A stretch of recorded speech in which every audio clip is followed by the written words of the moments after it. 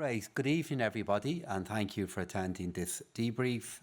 Let me just run you through some of the main points from today's meeting. Our first item was stock taking of macroeconomic developments, and it's clear that we are in a very dynamic and uncertain environment. There is obvious uncertainty with regard to tariffs and trade, uncertainty with regard to the security situation in Europe, and uncertainty with regard to the impact of all of these developments on growth and investment. It is important to highlight that the euro area economy continues to be remarkably resilient considering all of this. The latest projections show a slightly lower growth profile than was originally expected, but some of the latest news will be growth positive. We then had a discussion on fiscal policy. We acknowledged that the geopolitical reality has changed and the focus in Europe is now firmly on relying more on ourselves and less on others, especially in the area of security and defence. This clearly will have an impact on our current and future budgets. Some important measures have been announced and all ministers are working through the implications of these new priorities on budget preparation.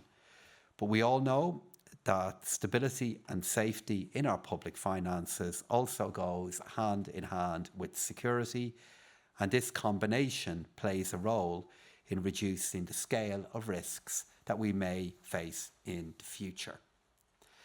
Some of us around the table had participated in a G7 meeting that took place in South Africa. So in the Eurogroup today, in inclusive format, we debriefed all ministers on that particular discussion and made the case for the importance of those kind of exchanges and the need for solidarity and for support in dealing with the challenges that the trading system will face in the time ahead. We also had a very important discussion on crypto asset markets. This is an area which is evolving very fast, both politically and technologically, and today was getting a very clear picture of where we stand. We know this is a global market, and policy developments in other jurisdictions can have important consequences for us here in Europe. So these discussions are fundamentally linked to our own autonomy and to the resilience of our currency. The digital euro is critical to staying ahead of the curve in this area. A huge amount of technical work has now been done, and there is growing appreciation amongst ministers of the importance of this work. Finally then, we had a discussion in advance of the Euro Area Summit. This month marks the one-year anniversary of the Eurogroup statement on the future of a capital markets union. This played a role in the political momentum that we have seen since then on this project, and we are now seeing the fruits of this work, with more to come as the Commission prepare a further initiative in this area. Today we had a quick update on the work that we're doing to monitor progress at a national level. We got an update from Commissioner Dombrovskis on the work that is now taking place in the Commission that will shortly be concluding, and I gave the Eurogroup a quick summary of the points that I plan to make in the Euro Area Summit, and that I will be further communicating in my usual letter to President Costa. And then, as is normal with new governments, we had a presentation of the policy priorities of the new government of Austria. Thanks, Cornelia. Thank you. Commissioner, the floor is yours. Thank you. Good evening, everyone. We started today with exchange on the economic outlook. Since our last meeting, the international context has become even more challenging as we are witnessing dramatic shifts in geopolitical landscape. Russia's brutal full-scale invasion of Ukraine continues to cause uncertainty and pose a serious challenge to the economy and to Europe's security. On top of this, it now appears as though we can no longer rely on long-standing strategic partners, including for our security. This high uncertainty is already having a significant drag on economic activity, in particularly investment. In spite of this challenging context, recent data releases confirms that the EU economy is showing considerable resilience, with economic sentiment improving and the labor market holding up well. In a context of elevated geopolitical risks, quick and unified policy action is key. We need to take more responsibility for our security and defense while improving our competitiveness and economic fundamentals. And our security and our prosperity are interdependent. And in fact, the two objectives are mutually reinforcing. The proposed Rearm Europe plan has the potential to mobilize 800 billion euros, providing a significant fiscal impulse that may have a positive impact on also growth and jobs outlook. Our collective policies will have a crucial impact on EU's growth path and resilience in the years ahead. And fiscal policy, which was the second item on our today's agenda, continues to be an important lever. So today I provided the ministers with an updated state of play on the implementation of new economic governance framework. Overall, we are making good progress. We have now endorsed 22 medium-term fiscal structural plans of the member states, and since our last meeting, Bulgaria has submitted their plan, and Commission will present its assessment in due course. And we expect the remaining 4 plans, Belgium, Austria, Lithuania and Germany, to be submitted in coming weeks and months. As just discussed, the geopolitical landscape has evolved very significantly over the recent weeks, requiring a fast and sharp increase of defense spending in Europe. This is why the Commission is proposing the activation of national escape clause. The fiscal lever will be conditioned and controlled, so it does not endanger fiscal sustainability over the medium term. In fact, we will ensure that the fiscal framework continues to operate in a predictable and transparent manner.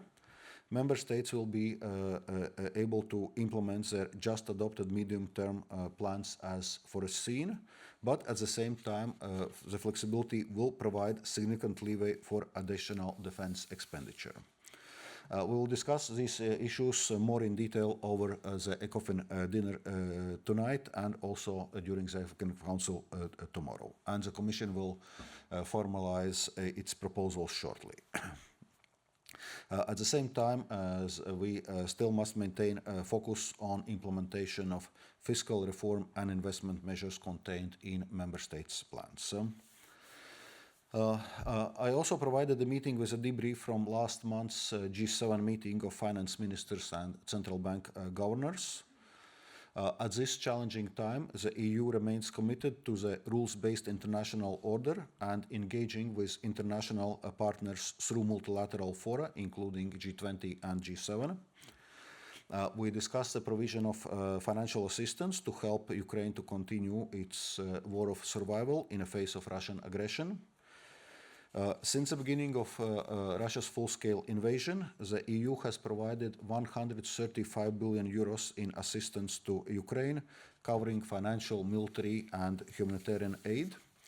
And this includes 73.3 billion euros in form of grants.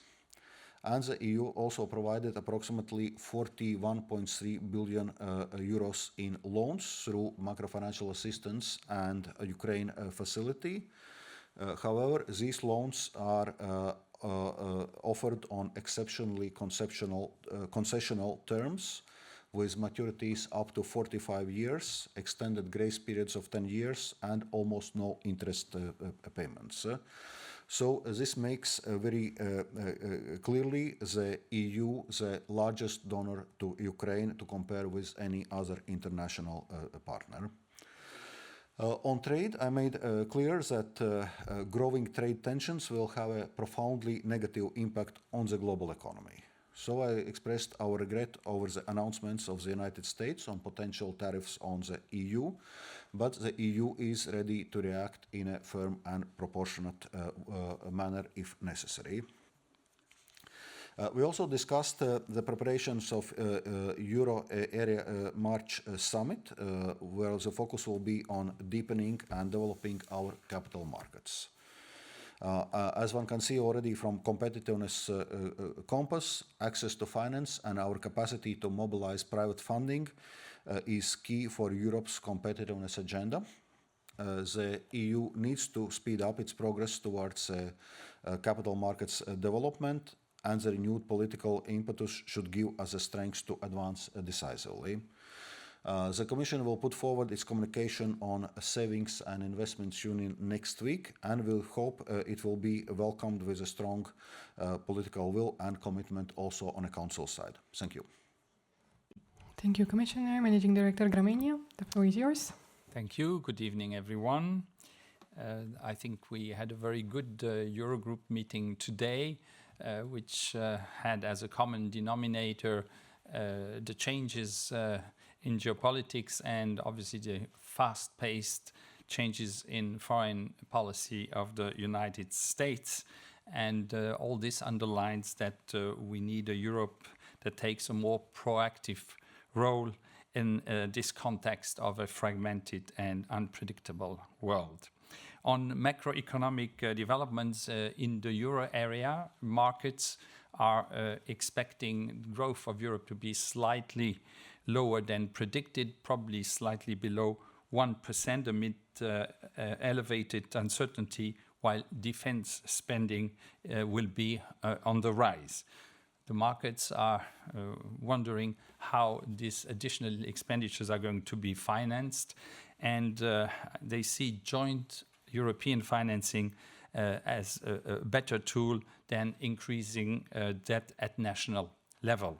That would be cheaper for many countries, and it would signal stronger solidarity and risk sharing. On fiscal policy coordination, the ESM acknowledges the critical need for an increase of defense expenditures in response to emerging challenges. The security of the European Union is a major concern. Therefore, the ESM welcomes the Commission's package on defense, which was presented to the European Council last week and also endorsed. That is really good news. What is to be expected as a consequence of this package? Obviously, higher defense spending can have in the medium or in the short term a positive impact. Two, I would like to underline. First, it will boost investor confidence, and second, it would probably lead to more growth because there will be a good impact on industry, especially for all those investments that are linked with innovation. But still, in the long term, countries need to make sure that that is sustainable and need to reprioritize their expenditures and make sure that they stay on the right course. On cryptocurrencies, I think we had an excellent discussion which highlighted that what is at stake here is also European sovereignty.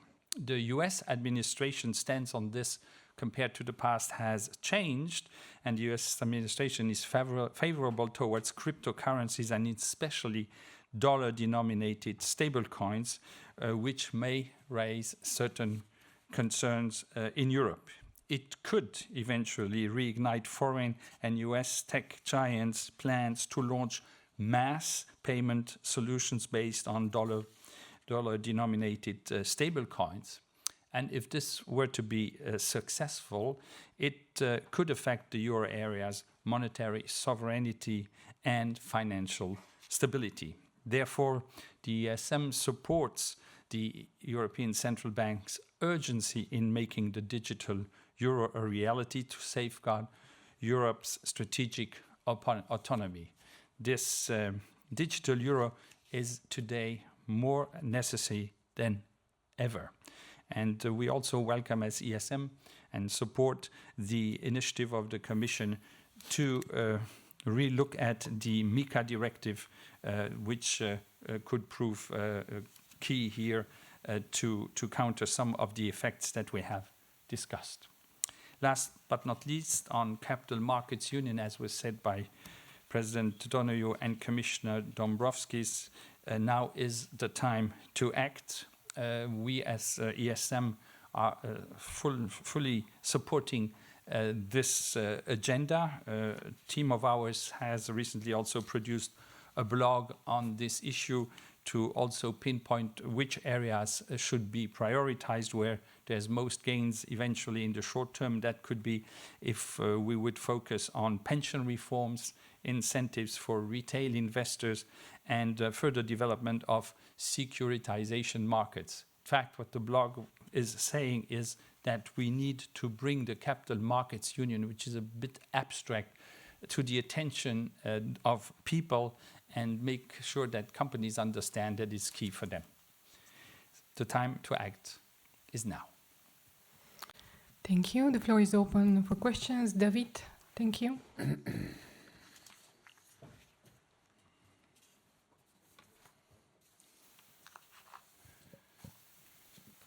Okay. Thank you. David Carretta, Radio Radicale, Italian Radio. If I may, I would ask you to explain to a normal person the issue of crypto. What could be the real consequence for the financial stability? What if you meet a person in Luxembourg? Well, Luxembourg is a country which has a certain financial literacy. In Italy, how would you explain this issue, and why it's so important to have the digital euro, which scares normal people in the streets? Thank you. So if I was to meet somebody in Dublin and they were to ask me about crypto assets, I would simply make the point that the level of financial protection and regulation that we have built up over many other parts of our financial system has taken place over decades and has now become comprehensive and improved by many difficulties in recent years. And I believe that kind of protection and regulation, which has evolved over a long time period, is strongest in other financial assets that are available to be purchased and used. It's up to everybody to decide how they want to invest their money, but some kinds of investment being more risk than others. And then there are many other investment decisions that are available to the citizens of Europe, in which there are far higher and more robust areas and systems of financial regulation. And with regard to the digital euro, while I do understand the concerns that some citizens have, because it is associated with a currency, because it has behind it the ECB and the law that is created in the European Union, it's a safer means of payment than other digital forms of payment. Yeah, if I may maybe add a couple of words here. Well, first of all, also if we just look historically on the work on digital euro project, it's worth reminding that it was actually announcement of one global stablecoin project, Libra at that time, which actually gave additional impulse to this work stream on a digital euro. And right now also we know that President Trump administration is working to promote US dollar denominated crypto assets, including stable coins. So the question for us developing our own digital currency therefore is as relevant as ever. Therefore it is important to make progress with digital euro proposal. And it's worth noting, you mentioned that there may be also some concerns on the citizens on this regard, but they are mainly linked with perceptions that digital euro would be there to replace cash, but we had been very clear from the very beginning that digital euro is not there to replace but to complement cash. And in parallel with a digital euro legislative proposal, we are putting also a proposal to actually strengthen the legal status of cash by providing it also with a legal tender status. I would say two additional things and obviously concur with what has been said. I think there's two major changes that are happening in front of our eyes. One is that the stance of the US government towards crypto is evolving, is encouraging it on the one hand. That has never been so clear in the past. And the second one is that the accent, the focus now is on stable coins, on euro-denominated could be, but in the American case, dollar-denominated stable coins. And that's a very important point because stablecoins, as it is in the name, have the stability that other cryptocurrencies don't have. Cryptocurrencies have high volatility, so they can be a very interesting investment, but it is a risky one. But the stablecoins, if they are promoted, well, obviously they can take an important space in the payment system worldwide. So these are the two major changes. I don't know if the citizen understands that, but that's really what's happening. Thank you. Manuel? Thank you. Manuel Gomez, El País. I'd like to ask Mr. Donohoe about the recommendation of slightly contractionary that was approved in December, in the meeting of December. I'd like to know if this recommendation has been updated today or has been revised. And for Mr. Donohoe and Mr. Dombrovskis, well, in last week, Germany proposed to reform again the fiscal rules. Some of this is suggested in the conclusions of the last European Council. Well, I'd like to know if this has been discussed in the meeting or something like extend for more than 4 years the escape clause proposed by the Commission. Thank you. So we didn't have a discussion today on the budget statement that we issued a few months ago. And that budget statement did contain the phrase slightly contractionary. We come back to these statements at particular points in the year, and today was not one of those meetings. Does that statement and that guidance still stand? It does, but we are all now acknowledging that we are in a very, very different world to where we were last December. And because of that, understandably, member states and the European Union overall are now having to make additional investments to keep themselves safe. The reason why we adopted an approach of recommending a slightly contractionary fiscal stance was to avoid broad-based increases in expenditure that could get in the way of getting inflation down. That is still our view, but we do have to acknowledge the need to increase defence expenditure, and that is now underway across many different governments at the moment. If I may compliment, I would say the macroeconomic reasoning behind this euro area recommendation of slightly contractionary overall fiscal stance, I would say, remains valid, as also the disinflation process continues and the inflation is still above the ECB target. But the Commission's proposals to launch additional flexibility for increasing defense spending is driven by geopolitical and security concerns. So not so much due to changes in macroeconomic outlook or something like this. So here we are dealing with hard security issues which we need to address. Then on the question of whether we should start reviewing our fiscal rules again at this stage. Well, the Commission is not suggesting this because first we had concluded this work less than a year ago, and second, it would take time, in any case, the discussions and legislative process, but we need to react now.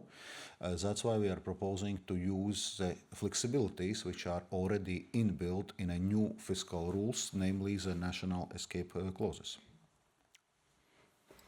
Thank you. Over there, one question.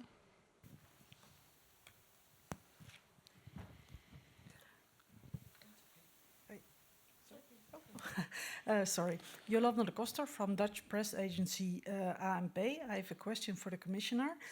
You said you come quickly with a formal proposal for financing the 8 billion euros for defense.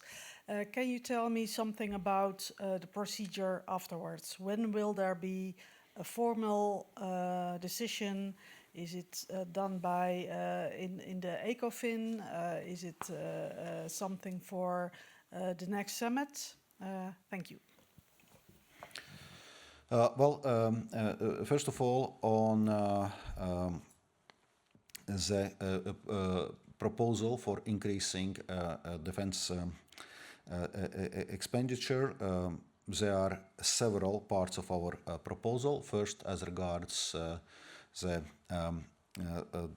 additional flexibility for member states by activating national escape clauses. So we'll provide this communication guidance for member states, but it will be for member states to request the activation of national escape clause. So we'll be working with member states to ensure that it's to the extent possible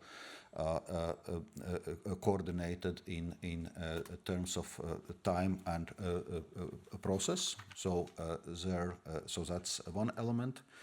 As regards our proposal for new EU financial instrument with this lending power of 150 billion euros. So our proposal will be to establish this instrument under Article 122 of the treaty, so providing then member states with loans backed by the EU budget, and so that will then follow the legislative process foreseen under Article 122 of the treaty.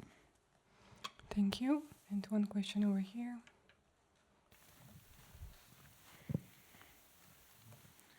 Thank you. Janos Allenbach-Amman from Table Briefings. Commissioner, you just said that the Commission is not suggesting reforming the fiscal rules now again, but the European Council conclusion said that the Commission should envisage additional measures to allow more national spending.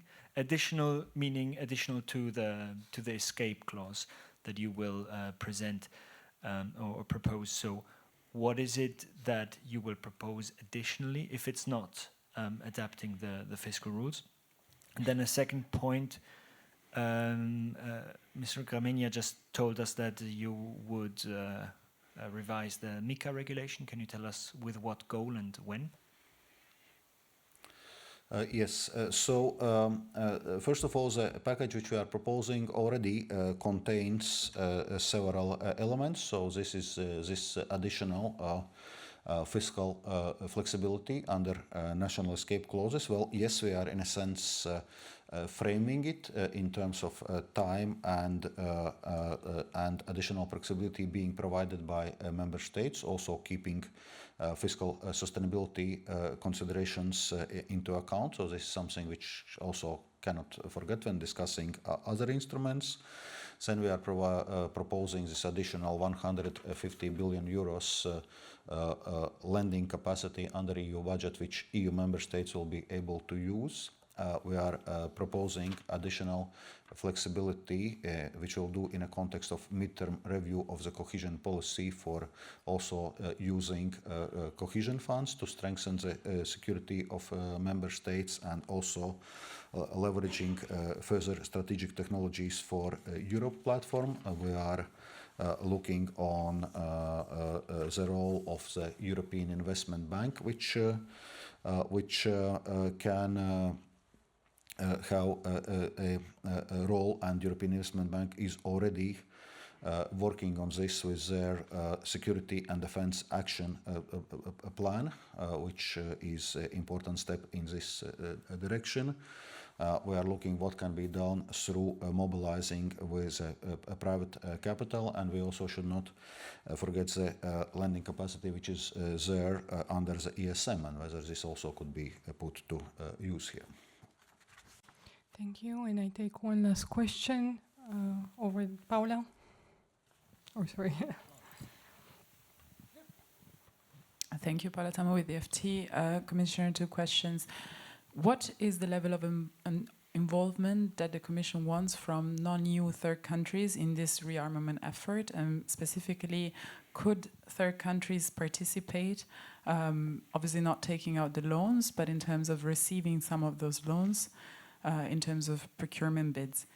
And also if you have a date already for when you will put out detailed proposals on this. Thank you. Mm-hmm. We are coming with those proposals shortly. It's a matter of week or weeks, so it's not long before the proposal is going to be out.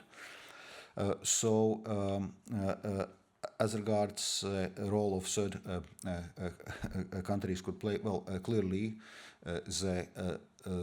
the availability of our funding instrument, this new instrument, it's obviously for EU member states on procedures for public procurement. So what kind of equipment exactly will be possible to purchase, how we can also use this instrument to strengthen the EU's defense industrial base.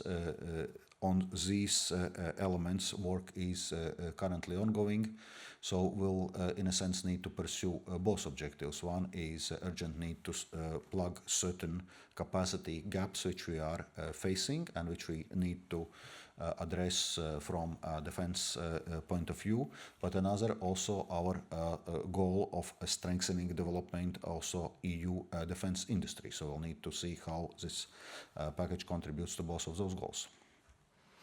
Thank you.